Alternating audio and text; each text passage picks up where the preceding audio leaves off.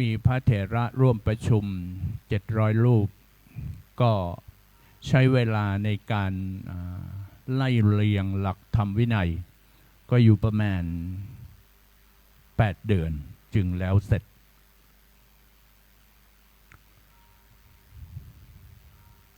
ต่อมาเมื่อ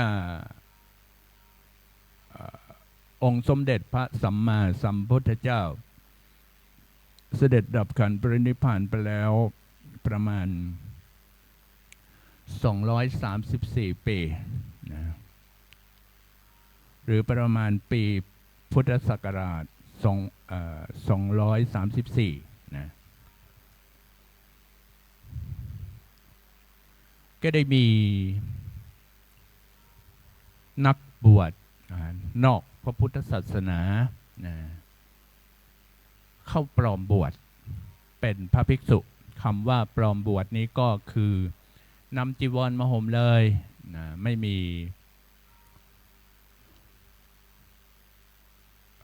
การสวดยติ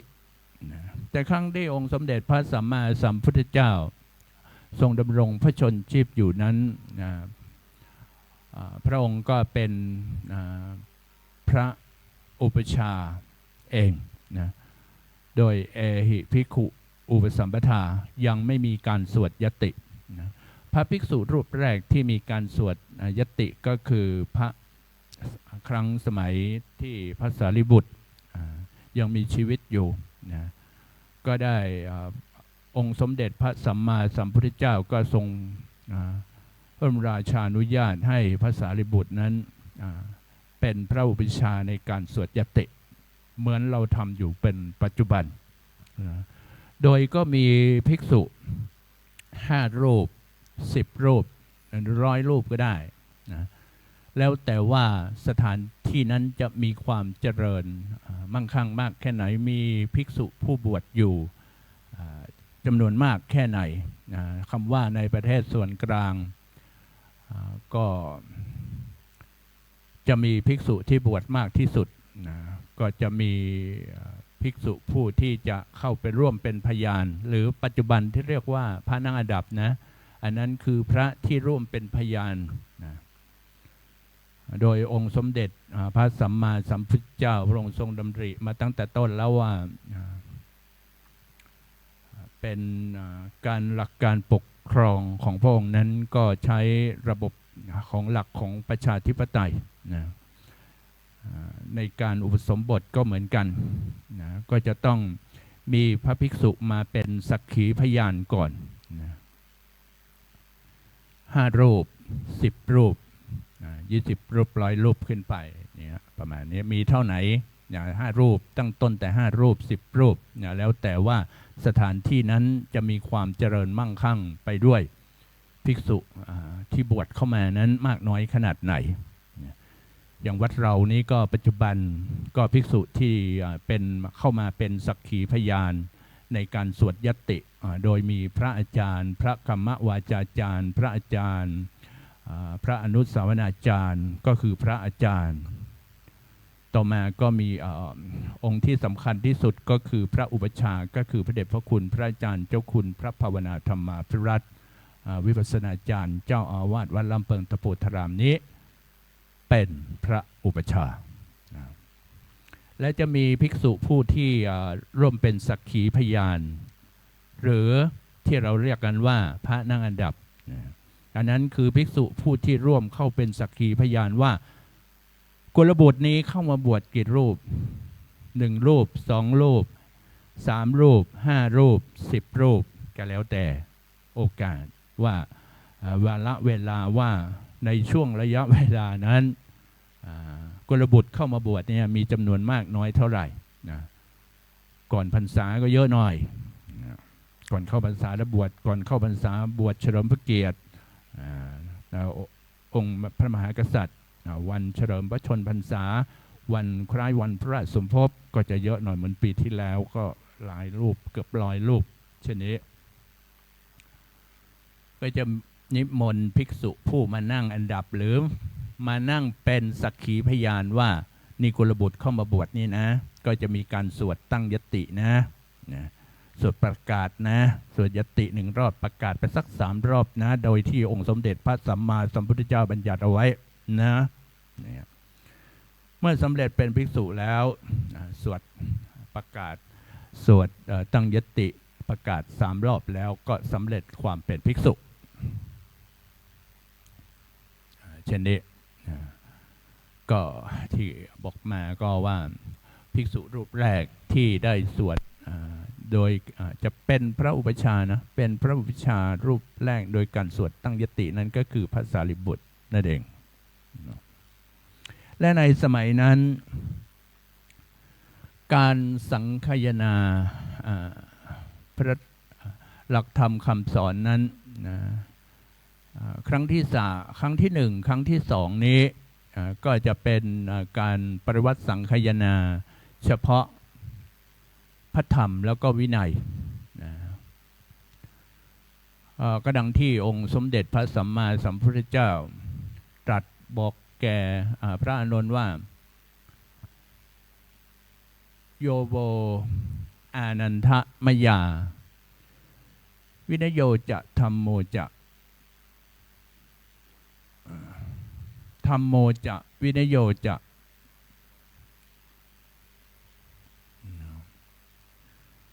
เทสิโตปัญญโต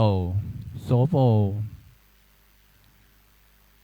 มมัจเจเยนะสัทธาก็แปลความว่าอานันทะดูกระอานนท์โสโภโสโยโวโยทำและวินัยใดมยาอันเราเทสิโตแสดงไว้แล้วปัญญัตโตบัญญัติไว้แล้วโวแก่เธอทั้งหลาย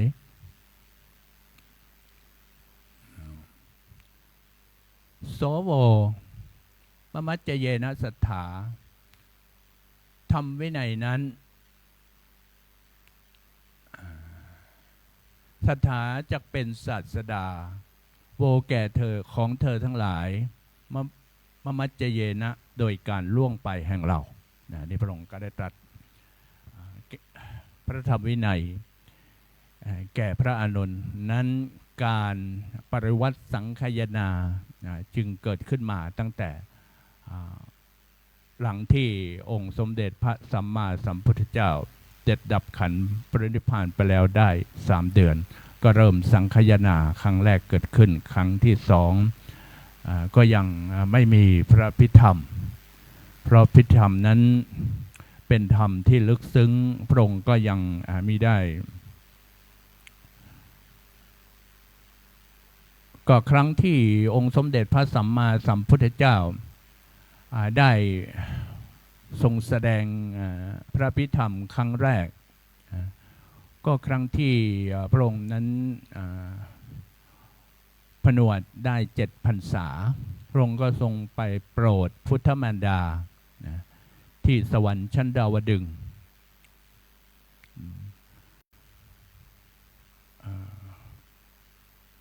โดยไปแสดงพระพิธรรม7 คัมภีร์เพื่อทดแทนคุณของพุทธมารดาซึ่งหลังจากที่ได้ประสูติ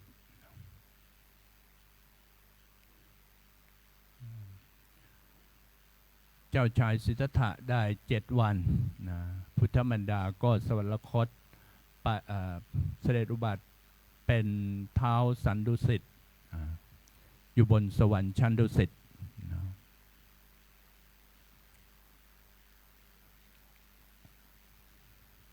เหตุที่องค์สมเด็จพระสัมมาสัมพุทธเจ้าได้เด็ดลงขึ้นไปแสดงธรรมที่สวรรค์ชั้นดาวดึงส์ก็เพราะว่าในสวรรค์ชั้นดาวดึงส์นั้นมีเป็นสวรรค์ชั้นที่มีเทพดาทั้งหลายเกิดเป็นจำนวนมากก็เพื่อที่จะให้เทพดาที่อุบัติเกิด อยู่ในสวรรค์ชั้นดาวดึงส์ได้สดับรับฟังอภิธรรมด้วยนะจึงได้ขึ้นไปแสดงอภิธรรมที่สวรรค์ชั้นดาวดึงส์เพื่อโปรดเวไนยสัตว์โดยมีเทพดาทั้งหลายเกิดขึ้นในชั้นนั้นมากที่สุดเพื่อที่จะได้รับสดับรับฟังพระอภิธรรมร่วมด้วยกันพุทธมารดานั้นเสด็จอยู่บนสวรรค์ชั้นดุสิตเป็นเท้าสันดุสิตนะเมื่อองค์สมเด็จพระสัมมาสัมพุทธเจ้าขึ้นไปแสดงธรรมอยู่สวรรค์ชั้นดาวดึงส์ก็ได้ลงมาฟังอภิธรรมในการฟังอภิธรรมนะพระพุทธเจ้าก็แสดงพระธรรมเทศนาแก่เทพดาทั้งหลายเหล่านั้นโดยมีท้าวสันดุสิตคือพุทธมารดานั่นแหละเป็นประธานฟังธรรมอยู่ฟังพระอภิธรรมอยู่เมื่อแสดงพระอภิธรรมไปเช้าจะออกบิณฑบาตก็ลงมาบิณฑบาตและก็เลยเอาหลักธรรมอภิธรรมนั้นมาไล่เรียงที่พระองค์ได้สอนไปแล้วนั้นมันได้เรียงดูเพลินว่าพระสารีบุตรนะก็อยู่ตรงนั้นด้วยพระสารีบุตรก็เลยได้สดับรับฟังอภิธรรมที่พระองค์นั้นไล่เรียงนะหลังจากที่ได้แสดงธรรมแก่สวรรค์ชั้นดาวดึงส์นะเทพดาบนสวรรค์ชั้นดาวดึงส์นะแล้วทุกวันตลอดระยะเวลา3 เดือนและพระสารีบุตรเมื่อได้สดับรับฟังพระอภิธรรมที่องค์สมเด็จพระสัมมาสัมพุทธเจ้าก็ถามว่าพระพุทธเจ้ามีอยู่รูปเดียวแล้วแสดงธรรมอยู่บนสวรรค์ชั้นดาวดึงส์แล้วใครลงมาบิณฑบาตก็องค์สมเด็จพระสัมมาสัมพุทธเจ้าก็ได้นิมิตรูปเหมือนอยู่บนสวรรค์ชั้นดาวดึงส์อยู่เพื่อแสดงธรรมแก่พุทธมารดาอยู่นะพระองค์ก็เสด็จลงมาบิณฑบาตเพื่อที่จะไล่เรียงอภิธรรมบังเอิญว่าพระสารีบุตรนั้นก็ได้สดับรับฟังอภิธรรมนั้นด้วยจึงเกิดมาอภิธรรมมาจนถึงนั้นปัจจุบันละบัดนี้ก็เวลาครูบาอาจารย์ก็มาถึงพร้อมเพียงแล้วเวลาแห่งการที่จะได้ประพฤติวัดปฏิบัติธรรมสวดมนต์ทำวัดเย็นวันนี้ก็ได้เห็นว่าสมควรแก่เวลาก็นิมนต์ครูบาอาจารย์ผู้ที่เป็นต้นเสียงที่จะนำสวดมนต์ได้นำสวดมนต์ทำวัดเย็นเป็นลำดับสืบต่อไปก็ขอนิมนต์ครับ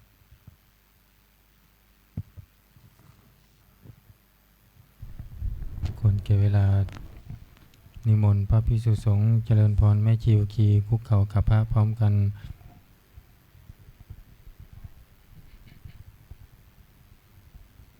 อัญชลีวันทาอภิวาทอัญชลีวันทาอภิวาทอัญชลีวันทาอภิวาทอัญชลีวันทาอัญชลีขอโอกาสขออนุญาตครูบาอาจารย์พระมหาเถระพระเถระอนุเถระพระมัชฌิมาพระนวากาในการเป็นต้นเสียงธรรมวัดเย็นในวันนี้เปิดหนังสือสวดมนต์แปลเล่มใหญ่ไปที่หน้า 1โยโสภควาอะระหังสัมมาสัมพุทโธพระผู้มีพระภาคเจ้านั้นพระองค์ใดเป็นพระอรหันต์ดับเพลิงกิเลสเพลิงทุกข์สิ้นเชิงตรัสรู้ชอบได้โดยพระองค์เองสวากขาโตเยนะภควตาธัมโมพระธรรมเป็นธรรมอันพระผู้มีพระภาคเจ้าพระองค์ใดตรัสไว้ดีแล้วสุปฏิปันโนยัสสะภะคะวะโตสาวกสังโฆ พระสงฆ์สาวกของพระผู้มีพระภาคเจ้าพระองค์ใดปฏิบัติดีแล้วธัมมายังภคะวันตังสัทธัมมังสัทสังฆังอิเมหิสกกาเลหิยะถาระหังอาโรปิเตหิอภิปูชยามะข้าพระเจ้าทั้งหลายขอบูชาอย่างยิ่งซึ่งพระผู้มีพระภาคเจ้าพระองค์นั้นพร้อมทั้งพระธรรมและพระสงฆ์ด้วยเครื่องสักการะทั้งหลายเหล่านี้อันยกขึ้นตามสมควรแล้วสาธุโนพันเตภควาสุจิระปรินิพพุตโตปิข้าแต่พระองค์ผู้เจริญพระผู้มีพระภาคเจ้าแม้ปรินิพพานนานแล้วทรงสร้างคุณนั้นสำเร็จประโยชน์ไว้แก่ข้าพระเจ้าทั้งหลายปัจฉิมาชนะตานุกรรมปมานัสสาทรงมีพระหฤทัยอนุเคราะห์แก่พวกข้าพระเจ้าอันเป็นชนรุ่นหลังอิเมสกาเรทุกขตาปันนาการภูเตปฏิคันหาตุขอพระผู้มีพระภาคเจ้าจงรับเครื่องสักการะ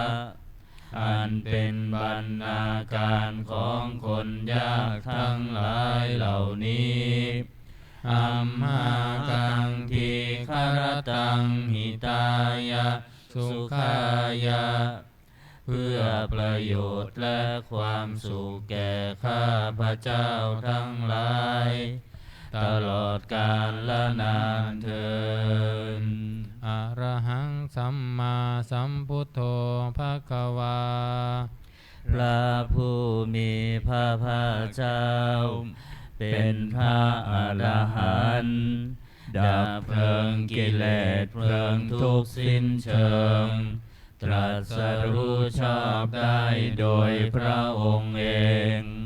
พุทธังภควันตังอภิวาเทมิข้าพระเจ้าอภิวาทพระผู้มีพระภาคเจ้าผู้รู้ผู้ตื่นผู้เบิกบานสวากขาโตภควตาธัมโมพระธรรมเป็นธรรมที่พระผู้มีพระภาคเจ้าตรัสไว้ดีแล้วธัมมังนามัสสามิข้าพระเจ้านามัสการพระธรรมสุปฏิปันโนภควโตสาวกสังโฆพระสงฆ์สาวกของพระผู้มีพระภาคเจ้าปฏิบัติดีแล้วสังฆังนามามิข้าพระเจ้านอบน้อมพระสงฆ์อันธรรมยังพุทธัสสะภะคะวะโตบุพพากนามการังกโรมาเสนะโมตัสสะภะคะวะโตขอนอบน้อมแด่พระผู้มีพระภาคเจ้าพระองค์นั้นอะระหะโตซึ่งเป็นผู้ไกลจากกิเลสสัมมาสัมพุทธัสสะตรัสรู้ชอบได้โดยพระองค์เองนะโมตัสสะภะคะวะโตขอนอบน้อมแด่ ระผู้มีพระภาคเจ้าพระองค์นั้นอะระหะโตซึ่งเป็นผู้ไกลจากกิเลสสัมมาสัมพุทธัสสะตรัสรู้ชอบได้โดยพระองค์เองนะโมตัสสะภะคะวะโตขอนอบน้อมแด่พระผู้มีพระภาคเจ้าพระองค์นั้นอะระหะโตซึ่งเป็นผู้ไกลจากกิเลสสัมมาสัมพุทธัสสะตรัสรู้ชอบได้โดยพระองค์เองเปิดหนังสือไปที่หน้า19อันตมยังพุทธานุสตินายังกโรมาเสตังโคปนะภะคะวันตังเยวังกัลยาโนกิตติสัทโธอภุคโตก็กิตติศักดิ์อันงามของพระผู้มีพระภาคเจ้านั้นได้ฟุ้งไปแล้วอย่างนี้ว่าอิติปิโสภะคะวาเพราะเหตุอย่างนี้พระผู้มีพระภาคเจ้านั้นอะระหังเป็นผู้ไกลจากกิเลสสัมมาสัมพุทโธเป็นผู้ตรัสรู้ชอบได้โดยพระองค์เองวิชชาจารณสัมปันโนเป็นผู้ถึงพร้อมด้วยวิชชาและจารณะสุขโตเป็นผู้ไปแล้วด้วยดีโลกวิทูเป็นผู้รู้โลกอย่างแจ่มแจ้งอนุตตโรปุริสธรรมสารถิเป็นผู้สามารถฝึกบุรุษที่สมควรฝึกได้อย่างไม่มีใครยิ่งกว่าสัทธาเทวมนุษย์สานังเป็นครูผู้สอนของเทวดาและมนุษย์ทั้งหลายพุทโธเป็นผู้รู้ผู้ตื่นผู้เบิกบานด้วยธรรมภควาติเป็นผู้มีความจำเริญจำแนกคำสั่งสอนสัตว์ดังนี้อันตมยังพุทธาภิกิติงกโรมาเสพุทธวาลาหันตวรตาทิคุณาภิยุโตพระพุทธเจ้าประกอบด้วยคุณ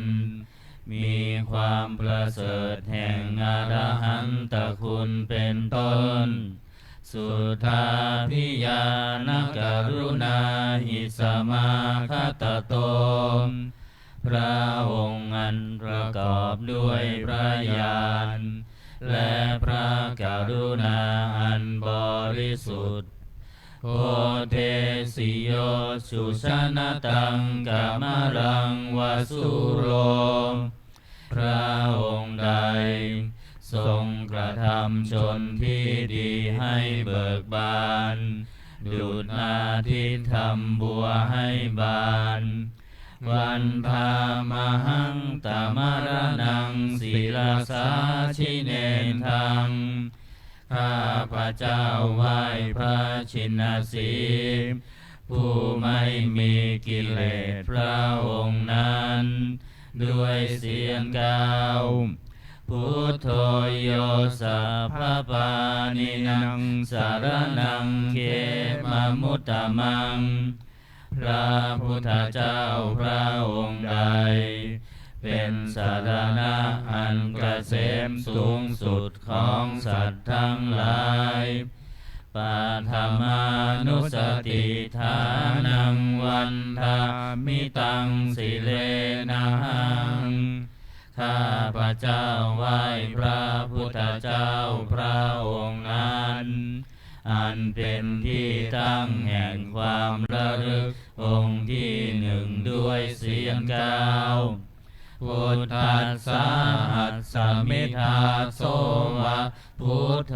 เมสามิกิสโรมข้าพระเจ้าเป็นทาสของพระพุทธเจ้าพระพุทธเจ้าเป็นนายมีอิสระเหนือข้าพระเจ้าพุทโธทุกขัสสะคาตาจวิทาตาจหิตัสสะเมพระพุทธเจ้าเป็นเครื่องกำจัดทุกข์และทรงไว้ซึ่งประโยชน์แก่ข้าพระเจ้าพุทธัสสะหังนิยาเตมิสรีรันชีวิตังจิตังข้าพระเจ้ามอบกายถวายชีวิตนี้แด่พระพุทธเจ้าวันทันโตหังจริสามิพุทธัสเสวสุโพธิตัง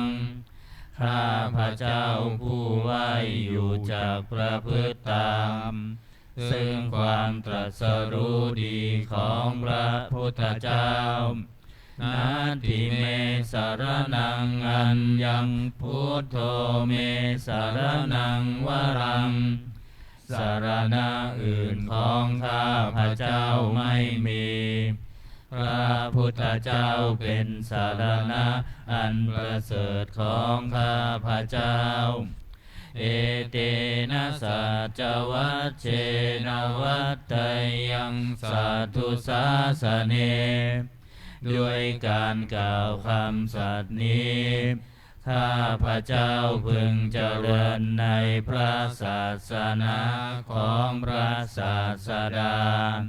พุทธังเมวันธมาเนนะยังปุญญังปัสสุตังอิทาข้าพระเจ้าผู้ไหวอยู่ซึ่งพระพุทธเจ้าได้ขวัญขวายบุญใดในบัดนี้สัพเพปิอันตรายาเมมาเหสุงตัสสะเตชะสาม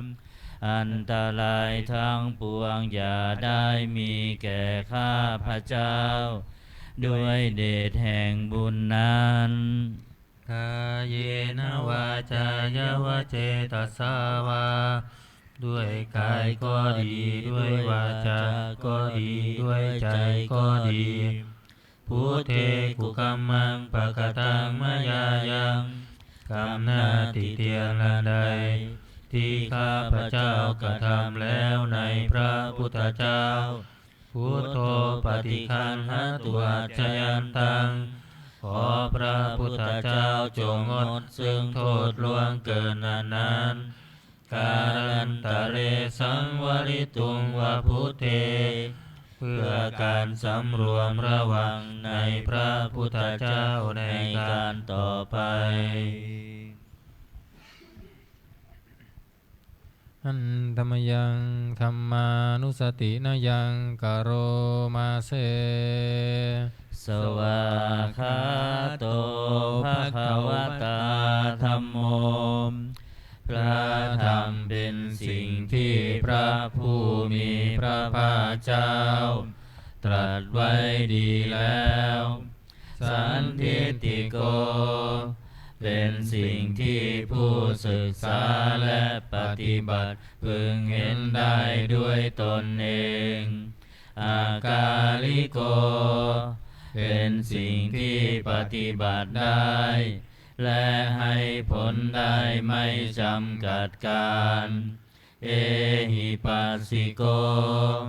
เป็นสิ่งที่ควรกล่าวกับผู้อื่นว่าท่านจงมาดูเถิดโอปานายิโกเป็นสิ่งที่ควรน้อมเข้ามาใส่ตัวปัจจตังเวทิตาโพวินโยหิติ เป็นสิ่งที่ผู้รู้ก็รู้ได้เฉพาะตนดังนี้ อันตมยังธรรมาภิกิติงกโรมาเส สวากขาตตาทิคุณโยภวเสนะเสยโยมพระธรรมเป็นสิ่งที่ประเสริฐเพราะประกอบด้วยคุณ คือความที่พระผู้มีพระภาคเจ้าตรัสไว้ดีแล้วเป็นต้นโยมัคคปากับปริยติวิโมคเพโท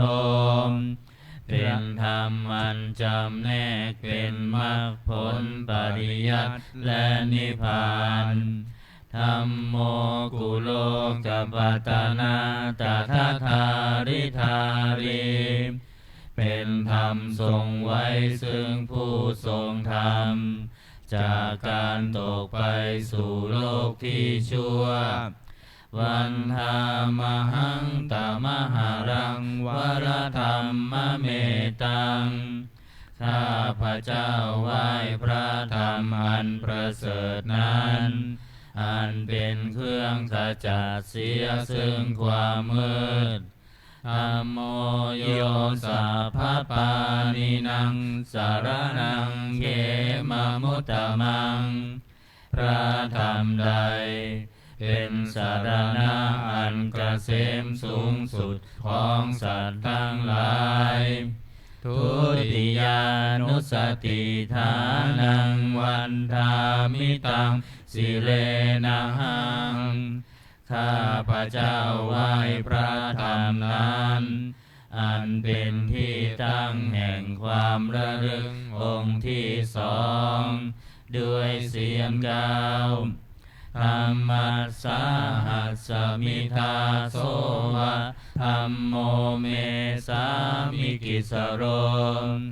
ข้าพระเจ้าเป็นทาสของพระธรรมพระธรรมเป็นนายมีอิสระเหนือข้าพระเจ้าธัมโมทุกขัสสะคาตาจวิทาตาจหิตาสเมพระธรรมเป็นเครื่องกำจัดทุกข์และทรงไว้ซึ่งประโยชน์แก่ข้าพระเจ้าธัมมัสสาหังนิยาเทมิสรีรันชีวิตันจิตังข้าพระเจ้ามอบกายถวายชีวิตนี้แด่พระธรรมวันทันโตหังจริสามิธัมมาเสวสุธรรมตังข้าพระเจ้าผู้ไว้อยู่จากประพฤติตามซึ่งความเป็นธรรมดีของพระธรรมนาทิเมสารนังอัญญังธัมโมเมสารนังวรังสารณะอื่นของข้าพระเจ้าไม่มีพระธรรมเป็นสารณะอันประเสริฐของข้าพระเจ้าเอเตนะสัจวัจเจนะวัฏไทยังสาธุสาสเนด้วยการกล่าวคำสัตย์นี้ข้าพระเจ้าพึงเจริญในพระศาสนาของพระศาสดาธัมมังเมวันธมาเนนะยังปุญญังปสุตังอิทาข้าพระเจ้าผู้ไว้อยู่ซึ่งพระธรรมได้ขวนขวายบุญใดในบัดนี้สัพเพปิอันตรายาเมมาเหสุงตัสสะเตชะสามอันตรายทั้งปวงอย่าได้มีแก่ข้าพระเจ้าด้วยเดชแห่งบุญนั้นกายเยนะวาจายวะเจตัสสาวาด้วยกายก็ดีด้วยวาจาก็ดีด้วยใจก็ดีธัมเมกุกัมมังปะกตังมะยายังก กรรมหน้าที่เตียนอันใดที่ข้าพระเจ้ากระทำแล้วในพระธรรมธัมโมปฏิคันหตัวจยันตังขอพระธรรมจงงดซึ่งโทษล่วงเกินอันนั้นกาลันตะเรสังวริตุงวัฏเมเพื่อการสำรวมระวังในพระธรรมในการต่อไป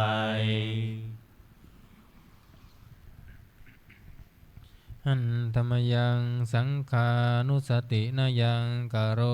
มาเสสุปฏิปันโนภะคะวะโตสาวกสังโฆทรงสาวกของพระผู้มีพระภาคเจ้าปฏิบัติดีแล้วอุชุปฏิปันโนภะคะวะโตสาวกสังโฆทรงสาวกของพระผู้มีพระภาคเจ้าปฏิบัติตรงแล้วญายะปฏิปันโนภะคะวะโต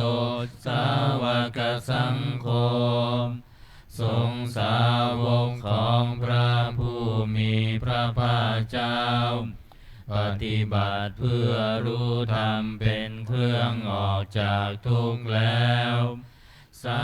มีจิปฏิปันโนภะคะวะโตสาวกสังโฆทรงสาวกของพระผู้มีพระภาคเจ้าปฏิบัติสมควรแล้วยะทิทังได้แก่บุคคลเหล่านี้คือจัตตาริปุริสยุคานิอัตตปุริสบุคลาคู่แห่งบุรุษสี่คู่นับเรียงตัวบุรุษได้8บุรุษเอสะภะคะวะโตสาวกสังโฆนั่นแหละสงฆ์สาวกของพระผู้มีพระภาคเจ้าอาหุนายโยเป็นสงควรแก่สักการะที่เขานำมาบูชาปาหุนายโยเป็นสงควรแก่สักการะที่เขาจัดไว้ต้อนรับทักขินายโยเป็นผู้ควรรับทางศีนาทานอัญชริการณิโยเป็นผู้ที่บุคคลทั่วไปควรทำอัญชรีอนุตตรังปุญญเกตังโลกัสสติเป็นเนื้อนาบุญของโลกไม่มีนาบุญอื่นยิ่งกว่าดังนี้อันธรรมยังสังฆาภิกิติงกโรมาเสสัทธรรมโชสุปฏิปฏิคุณาทิยุโตพระสงฆ์ที่เกิดด้วยพระสัทธรรมประกอบด้วยคุณมีความปฏิบัติดีเป็นต้นโยธัมพิโทอริยบุคลสังฆเสโตเป็นหมู่แห่งพระอริยบุคคลนั้นประเสริฐ8จำพวกสีราธิธรรมปวาราสยกายจิตโตมีกายและจิตนั้นอาศัยธรรมมีศีลเป็นต้นนันบวรวันตามหังตมริยานาคนังสุสุตังข้าพระเจ้าไหว้หมู่แห่งพระอริยเจ้าเหล่านั้นอันบริสุทธิ์ด้วยดีสังโฆโยสัพพปานินังสารนังเขมมุตตมังพระสงฆ์หมู่ใดเป็นสารณะอันเกษมสูงสุดของสัตว์ทั้งหลาย ตติยานุสติฐานังวันทามิตังสิเวนะหังข้าพระเจ้าไหว้พระสงฆ์หมู่นั้นอันเป็นที่ตั้งแห่งความระลึกองค์ที่สามด้วยเสียงกล่าวสังฆัสสะหัสสมิทาโสวะสังโฆเมสามิกิสโรข้าพระเจ้าเป็นทาสของพระสงฆ์พระสงฆ์เป็นนายมีอิสระเหนือข้าพระเจ้าสังโฆทุกขัสสะคาตาจวิทาตาจหิตัสสะเมพระสงฆ์เป็นเครื่องกำจัดทุกข์และทรงไว้ซึ่งประโยชน์แก่ข้าพระเจ้าสังฆัสสะหังนิยาเทมิสรีรันชีวิตันจิตังข้าพระเจ้ามอบกายถวายชีวิตนี้แด่พระสงฆ์วันทันโตหังจริสามิสังฆโสปฏิปันนตังข้าพระเจ้าผู้ไว้อยู่จากประพฤติตามซึ่งความปฏิบัติดีของพระสงฆ์นาทิเมสารนังอัญญังสังโฆเมสารนังวรังสารณะอื่นของข้าพระเจ้าไม่มีพระสงฆ์เป็นสารณะอันประเสริฐของข้าพระเจ้าเอเตนะสัจวัชเชนะวัตต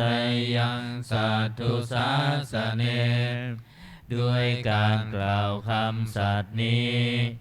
ข้าพระเจ้าพึงเจริญในพระศาสนาของพระศาสดาสังฆังเมวันธมาเนนะยังปุญญังปสุตังอิทาข้าพระเจ้าผู้ไว้อยู่ซึ่งพระสงฆ์ได้ขวนขวายบุญใดในบัดนี้สัพเพปิอันตรายาเมมาเอสุงตัสสะเตชะสาอันตรายทั้งปวงอย่าได้มีแก่ข้าพระเจ้าด้วยเดชแห่งบุญนั้นกายเยนะวาจายาวเจตัสสาวาด้วยกายก็ดีด้วยวาจาก็ดีด้วยใจก็ดีสังเคกุกัมมังปะกตังมยายังกรรมหน้าที่เทียมนั้นใดที่ข้าพระเจ้ากระทำแล้วในพระสงฆ์สังโฆปฏิคันหตัวจยันตังขอพระสงฆ์จงงดซึ่งโทษล่วงเกินนั้นการันตะเรสังวริตุงวสังเคเพื่อการสำรวมระวังในพระสงฆ์ในการต่อไปเปิดหนังสือไปที่หน้า38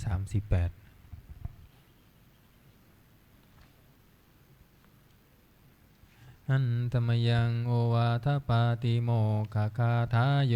พนามาเสสัพพะปะปัสสะอาการนังการไม่ทำบาปทั้งปวงกุศลสุปสัมปทาการทำกุศลให้ถึงพร้อมสัจจิตาปริโยทปนังการชำระจิตของตนให้ขาวรอบเอตังพุทธานาสาสนังทำสามอย่างนี้เป็นคำสั่งสอนของพระพุทธเจ้าทั้งหลายขันติปรมังตโปติติฆาขันติคือความอดกลั้นเป็นธรรมเครื่องเผากิเลสอย่างยิ่งนิพพานังปรมังวทันติพุทธาผู้รู้ทั้งหลาย กล่าวพระนิพพานว่าเป็นธรรมอันยิ่งนาหิปภาสิโตปรูปคาติผู้กำจัดสัตว์อื่นอยู่ไม่ชื่อว่าเป็นบรรพชิตเลยสามโนโหติปรังวิเหทยันโตผู้ทำสัตว์อื่นให้ลำบากอยู่ไม่ชื่อว่าเป็นสมณะเลยอนุปวาโทอนุปคาโตการไม่พูดร้ายการไม่ทำร้ายปาติโมกเขจะสังวโรการสำรวมในปาติโมกข์มัตตัญยุตาจะภัตตัสสมิงความเป็นผู้รู้ประมาณในการบริโภคปันตัญจะสยนาสนังการนอนการนั่งในที่อันสงัดอาทิจิเตจะโยโคความมันประกอบในการทำจิตให้ยิ่งเอตังพุทธานาสาสนังทำ6อย่างนี้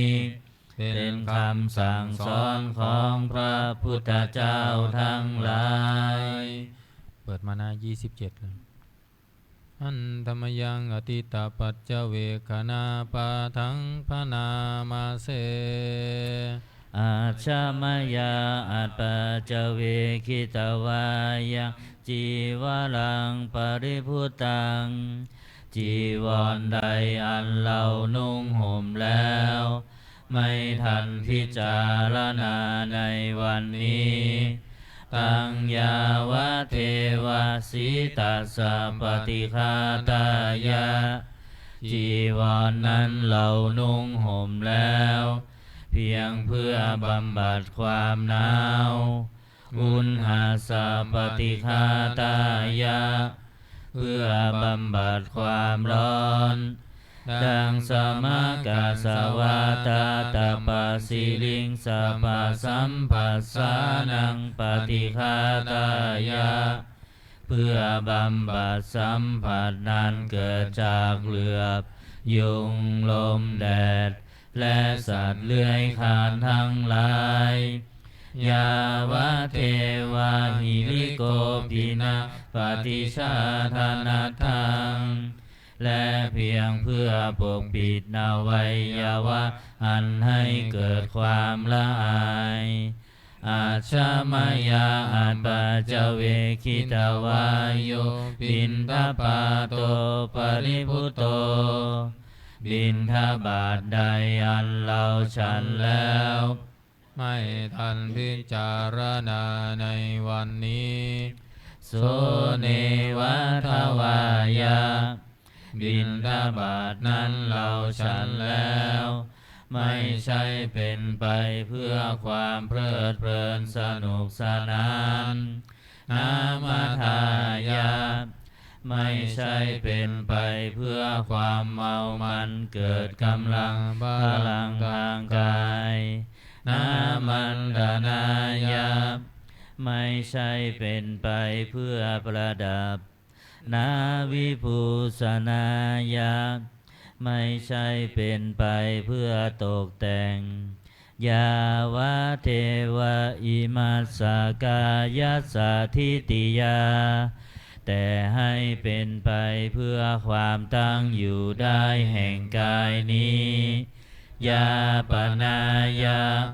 เพื่อความเป็นไปได้ของอัตภาพวิหิงสุปารติยาเพื่อความสิ้นไปแห่งความลำบากทางกายพรหมจาริยานุคาหายาเพื่ออนุเคราะห์แก่การประพฤติพรหมจรรย์อิติปุรานันจะเวทนาปฏิฆังหามิด้วยการทำอย่างนี้เราย่อมระงับเสียได้ซึ่งทุกขเวทนาเก่าคือความหิว นาวันจะเวทานังนาอุปาเทสามิและไม่ทำทุกขเวทนาไม่ให้เกิดขึ้นยาตราจะเมภวิสติอนวัชชตาจะพาสุวิหารโรจาติอันหนึ่งความเป็นไปโดยสะดวกแห่งอัตภาพนี้ด้วยความเป็นผู้หาโทษมิได้ด้วยและความเป็นอยู่โดยผาสุกด้วยจากมีแก่เราดังนี้อาชามยาอัปปัจจเวคิตาวายังเสนาสนังปริพุตังเสนาสนะใดเราใช้สอยแล้วไม่ทันพิจารณาในวันนี้ตังยาวะเทวาสิตัสสะปฏิฆาตายาเสนาสนะนั้นเราใช้สอยแล้วเพื่อบำบัดความหนาวอุณหาสะปฏิฆาตายาเพื่อบำบัดความร้อนดังสมกาสวาตาตาปาสิลิงสะปะสัมภาสานังปฏิฆาตายา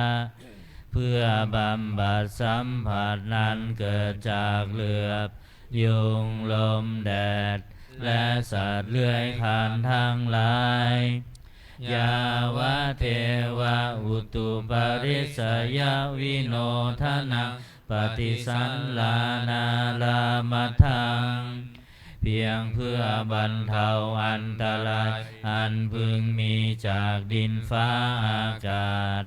และเพื่อความเป็นผู้ยินดีอยู่ได้ในที่หลีกเล่นสำหรับภาวนาอาชามยาอัปปัจจเวคิตาวายโยคิลานปัจจยเพสัชชะปริคาโรปริพุตโตคิลานะเพสัชบริขารใดอันเราบริโภคแล้วไม่ทันพิจารณาในวันนี้โส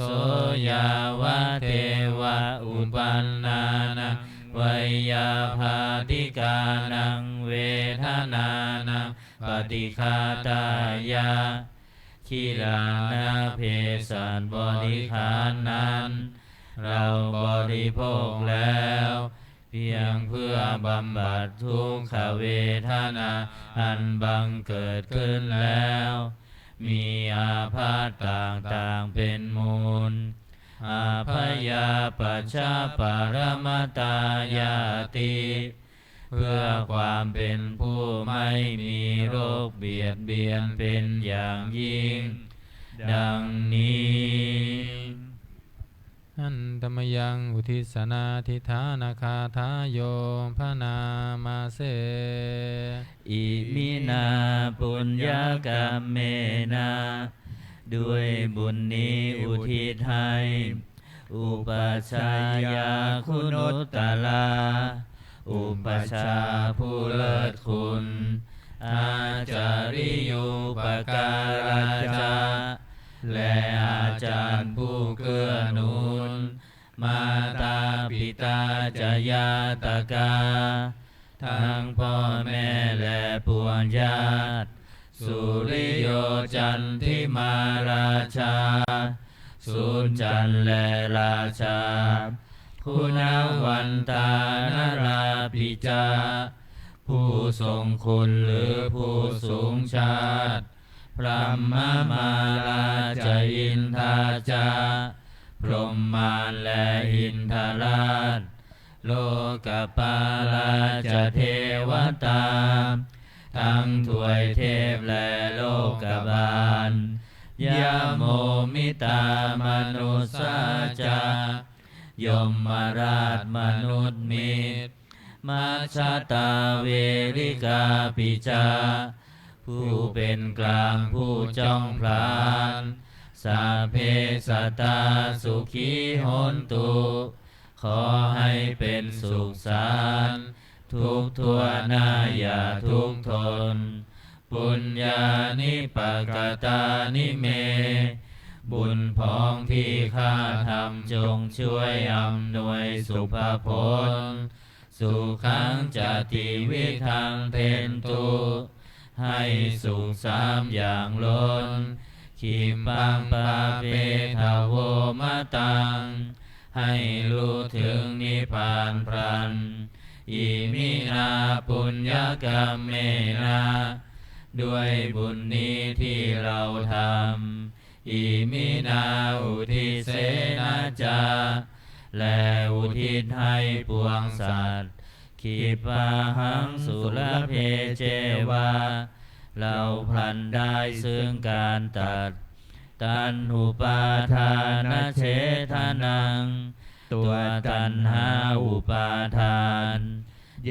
สันตาเนหินาธรรมาสิ่งชั่วในดวงใจยาวานิพพานโตมะมังกว่าเราจะถึงนิพพานนัสสันตุสัพพทาเยวามาลายสิ้นจากสันดานยัตถาชาโตภเวภเวทุกภพที่เราเกิดอุชุจิตังสติปัญญามีจิตตรงและสติทั้งปัญญาอันประเสริฐสันเลโควิริยัมหินาพร้อมทั้งความเพียรเลิศเป็นเครื่องขูดกิเลสหายมาลาลพันตุโนกาสังโอกาสอย่าเพิ่งมีแก่หมู่มารสิ้นทั้งหลายกาตุนจาวิริเยสุเมเป็นช่องประทุษร้ายทำลายล้างความเพียรจมพุทธาธิปาวโรนาโท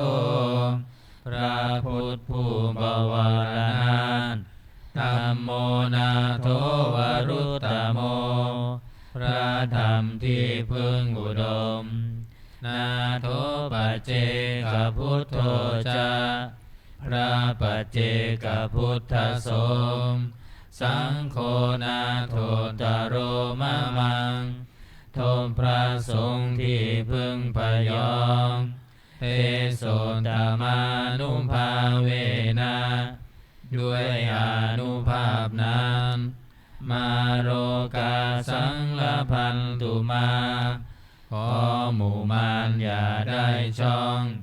ทัสสะปุญญานุภาเวนะด้วยเดชบุญทั้งสิบปองมาโลกาสังลพันตุมาอย่าเปิดโอกาสแก่มารเถิด วันนี้วันพุธสวดอาทิตตปริยาเปิดหนังสือมนต์พิธีเล่มเหลืองไปที่หน้า51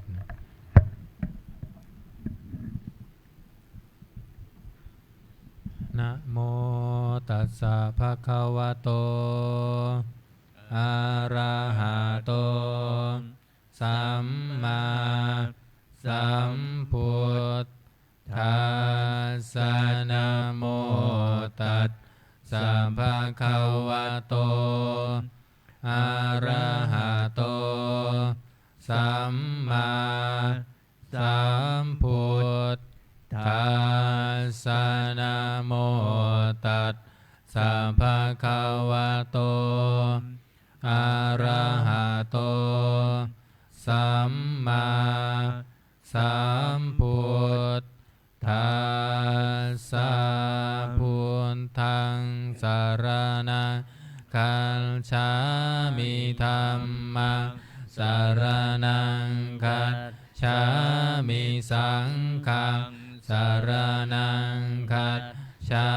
มิทุติยัมปิพุทธังสรณังคัจฉามิทุติยัมปิธัมมังสรณังคัจฉามิทุติยัมปิสังฆังสรณัง คัจฉามิตติยัมปิพุทธังสรณังคัจฉามิตติยัมปิธัมมังสรณังคัจฉามิตติยัมปิสังฆังสรณังคัจฉามินา98อาทิตตปริยานา98บทขัดไม่ต้องว่าตามเวเนยธรรมโนปาเยสัพพโสปารมิงคโตอะโมควัจโนพุทโธอภิญญาญานุสาสโกจินนานุรูปโตจาปิธัมเมนะวินยังปชังจินนาคิปาริจาริยานังสัมโพชาระหะโยคินังยะมาทิตปริยายังเทสยันโตมโนหรังเตโสตารโรวิโมเจสิอเสขายะวิมุตติยาตะเทโวปปริขายะวินยูนังโสตุมิจฉตังทุกขตารักขโนปายังตังสุตันตังพนามเสเอวเมสุตังเอกังสามายังภควาขยายังวิหารติขยาสีเสสัตทิงภิกขุสหัสเสนาตาระโคภควาภิกขุอามันเตสิสัมพังภิกขเวอาทิตังกินจาภิกขเวสัพพังอาทิตังจากขุภิกขเวอาทิตังรูปาอาทิตังจากขุวิญญาณังอาทิตังจากขุสัมผัสโสอาทิโตยัมปิทังจังขุสัมผัสสัมปัญจยาอุมปัญชติเวทยิตังสุขังวาทุขังวางอาทุกามาสุขังวาตัมปิอาทิตังเกนะอาทิตังอาทิตังราคะกินาโทสักกินาโมหะกินาอาทิตังชาติยาชรามรเนนะโสเกหิปริเทเวหิทุเคหิโทมานัสเสหิอุปายาเสหิอาทิตันติวัฏามิโสตังอาทิตังสันทาอาทิตาโสตวิญญาณังอาทิตังโสตสัมผัสโสอาทิตโตยัมปิทังโสตสัมผัสสัพพัญจยาอุมปัญชติเวทยิตังสุขังวาทุกขังวาอาทุกขามาสุขังวาตัมปิอาทิตังเกนะอาทิตังอาทิตังราคะกินาโทสังกินาโมหะกินาอาทิตังชาติยาชรามรเนนะโสเกหิปริเทเวหิทุกเคหิโทมานัสเสหิอุปายาเสหิอาทิตันติวัฏามิคานังอาทิตังคันธาอาทิตาคานวิญญาณังอาทิตังคานสัมผัสโสอาทิตโตยัมปิทังคานสัมผัส สัมปัญจายาอุมปัญชติเวทยิตังสุขังวาทุกขังวาอาทุกขมาสุขังวาตัมปิอาทิตัมตินาอาทิตังอาทิตังราคะคินาโทสักคินาโมหะคินาอาทิตังชาติยาชรามรเนนะโสเกหิปาริเทเวหิทุเขหิโทมานัสเสหิอุปายาเสหิอาทิตันติวัฏามิชิวหาอาทิตารสาอาทิตาชิวหาวิญญาณังอาทิตังชิวหาสัมผัสโสอาทิตโตยัมปิทังชิวหาสัมผัสสัพพัจจยังอุปัชชติเวทยิตังสุขังวาทุกขังวาอาทุกขมาสุขังวาตัมปิอาทิตังเกนะอาทิตังอาทิตังราคะคินาโทสักคินาโมหะคินาอาทิตังชาติยาชรามรเนนะโสเก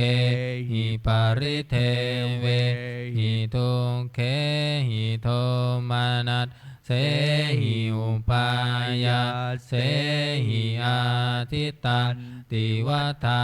มิกายโยอาทิตโตโพนทัพพาอาทิตากายวิญญาณังอาทิตังกายสัมผัสโสอาทิตโตยัมปิทังกายสัมผัสสัพพัญจายาอุมปัญชติเวทยิตังสุขังวาทุกขังวา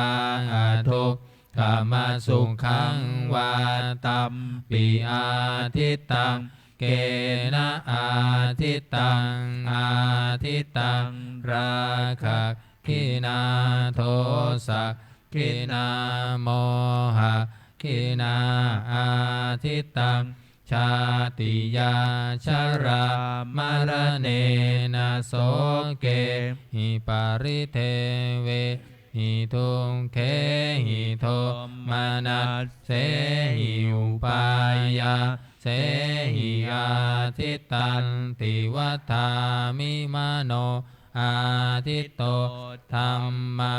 อาทิตตามโนวิญญาณังอาทิตตังมโนสัมผัสโสอาทิตโตยัมปิทังมโนสัมผัสสัพพัจจยาอุปัชชติเวทยิตังสุขังวาทุกขังวาอาทุกขมาสุขังวาตัมปิอาทิตังเกนะอาทิตังอาทิตังราคะคินาโทสักคินาโมหะคินาอาทิตังชาติยาชรามรเนนะโสเกหิปาริเทเวหิทุเขหิโทมานัสเสหิอุปายาเสหิอาทิตันติวัฏามิเอวังปัสสังภิกขเวสุนตวาอริยสาวโกจักขุสมิงปินิมพินทติรูเปสุปินิมพินทติจักขุวิญญาเนปินิมพินทติจักขุสัมผัสเสปินิมพินทติยัมปิทังจักขุสัมผัส สัพพัญจยาอุปปัญชติเวทยิตังสุขังวาทุกขังวาอาทุกขามาสุขังวาตัดสมิงปินิพินทติโสตัดสมิงปินิพินทติสันเทสุปินิพินทติโสตวิญญาเนปินิมพินทติโสตสัมผัสเสปินิมพินทติยัมปิทังโสตสัมผัสสัพพัญจยาอุปปัชชติเวทยิตังสุขังวา ทุกขังวา อาทุงกามาสุขังวาตัดสมิงปินิมพินทติคานัตสมิงปินิมพินทติคันเทสุปินิมพินทติคานวิญญาเนปินิมพินทติคานสัมผัสเสปินิมพินทติยัมปิทังคานสัมผัสสัพพัญจยาอุปปัญชติเวทยิตังสุขังวาทุกขังวาอาทุกขมาสุขังวาตัดสมิงปินิพพินทติชิวหายาปินิพพินทติระเสสุปินิพพินทติชิวหาวิญญาเนปินิพพินทติชิวหาสัมผัสเสปินิพพินทติยัมปิทังชิวหาสัมผัสสัพพัญจยาอุปปัญชติเวทยิตังสุขังวาทุกขังวา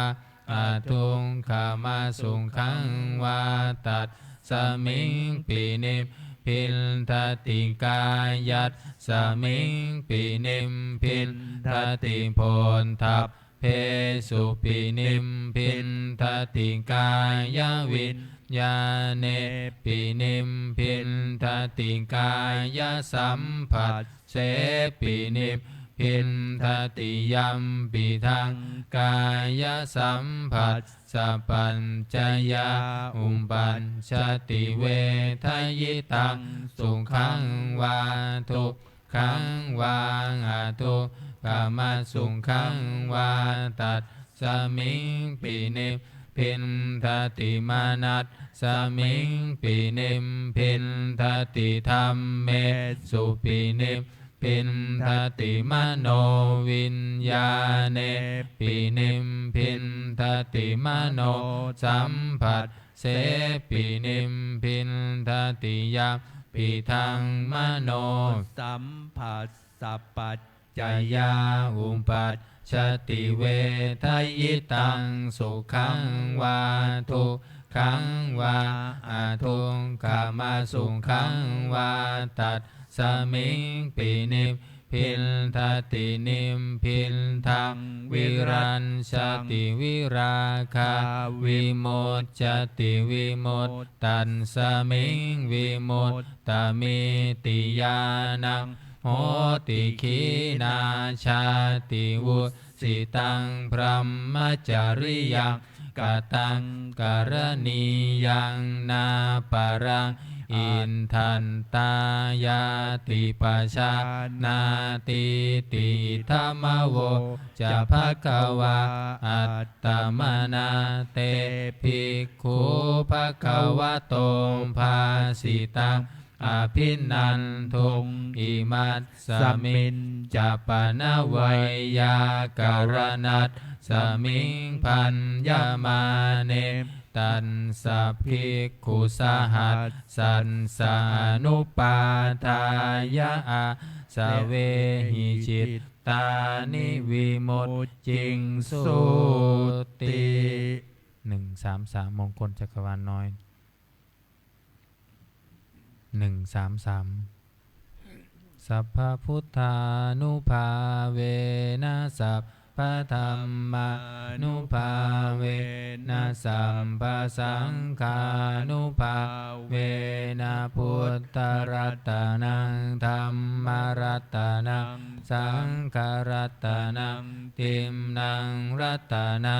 นังอนุภาเวนะจตุราสิติสหัสสะธัมมักขันธานุภาเวนะปิตากันตายานุภาเวนะชินนาสาวกานุภาเวนะสัมเพเตโรงคาสัมเพเตพยาสัพเพเตอันตรายาสัมเพเตอุปันทวาสัพเพเตทุนนิมิตตาสัพเพเต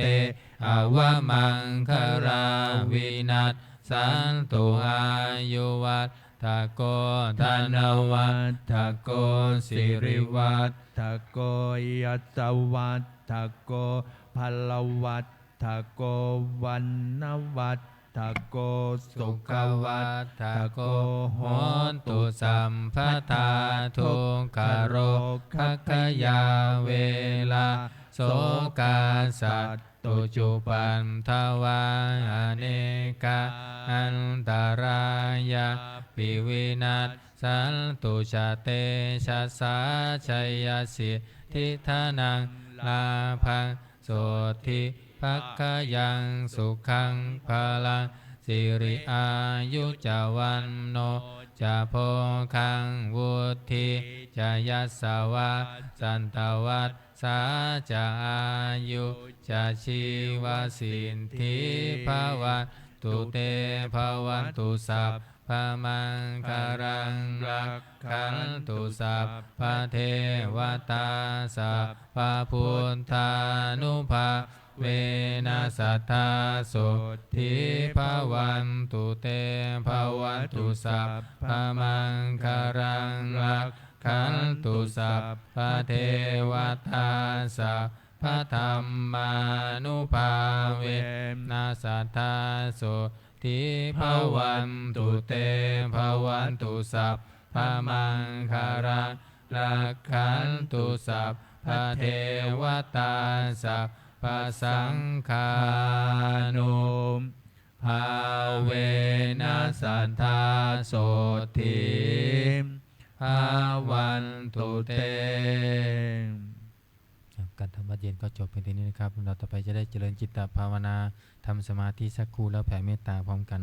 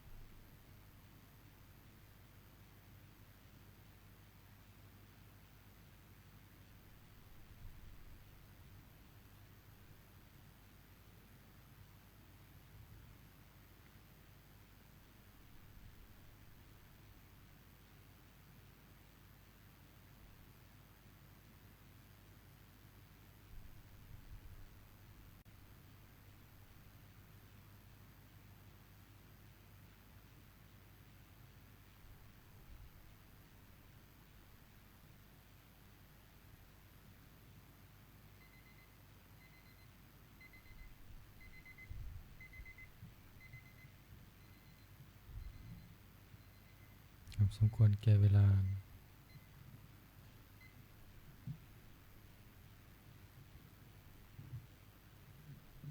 ก็กรวดน้ำอุทิศบุญกุศลแผ่เมตตาพร้อมกัน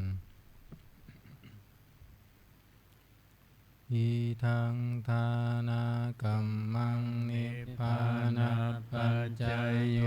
โหตุโนนิจังอิทังศีลากรรมังนิพพานาปัจจยโยโหตุโนนิจังอิทังภาวนากรรมังนิพพานาปัจจยโยโหตุโนนิจังยังกินจิกุสาลังกันตัมพังกัมมังสัพเพหิอัมเหหิกตังปุญญังโนอนุโมทันตุสุนันตุพนโตเยเทวะอัสสมิงธาเนอาทิคาตาทิคายุงกัสสะทาหุนตุสัพเพสัตตาสุขีอัตตานังปาริหารันตุมาตาปิตาสุขิตาหุนตุทุกขาปามุญจันตุสัมเพยาตากาสุขิตาหุนตุทุกขาปามุญจันตุสัมเพอายาตากาสุขิตาหุนตุทุกขาปามุญจันตุสัมเพปิสาสัพเพยังคัสสะเพเปตาสุขิตาหุนตุทุกขาปามุญจันตุสัมเพนักขัตตาสุขิตาหุนตุทุกขาปามุญจันตุสัมเพเทวาสุขิตาหุนตุทุกขาปามุญจันตุสัมเพอาจาริโยปัจชายาสุขิตาหุนตุทุกขาปามุญจันตุสัมภาสัมปัตติโยสามิชันตุโวคุกเขาวันทาหลวงพร้อมกัน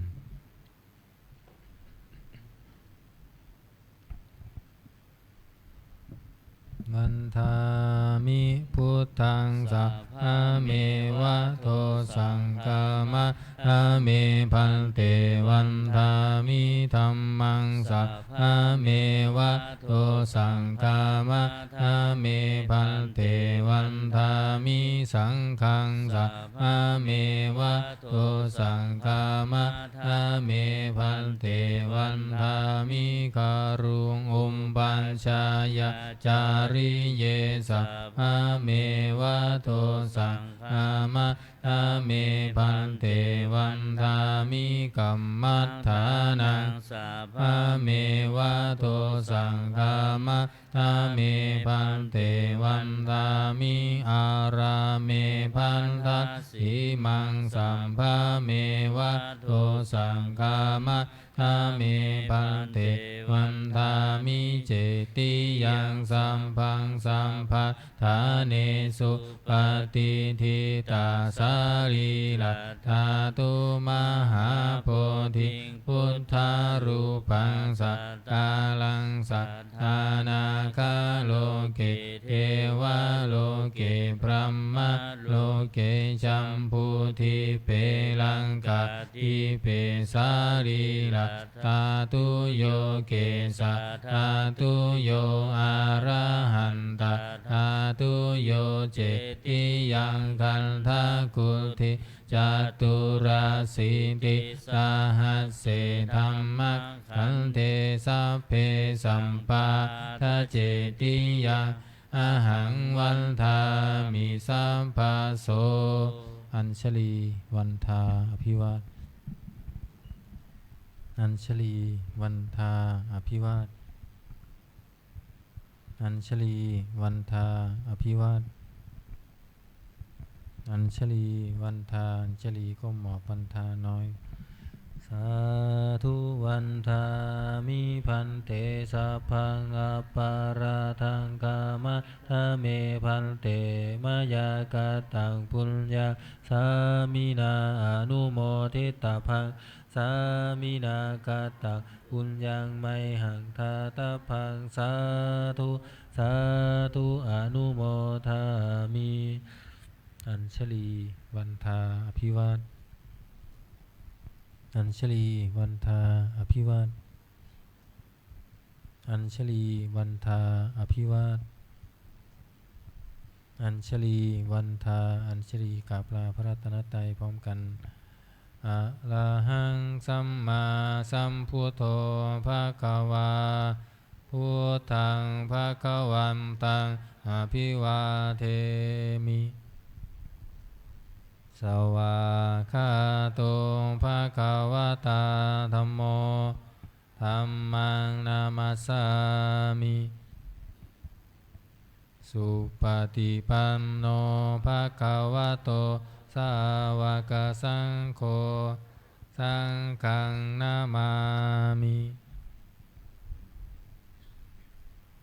ขอนิมนต์พระภิกษุสงฆ์ภิกษุณีคุกเข่ากราบพระมหาเถระพระอาจารย์สุรศักดิ์สุรสกโกแม่คีโยคีกราบทีหลัง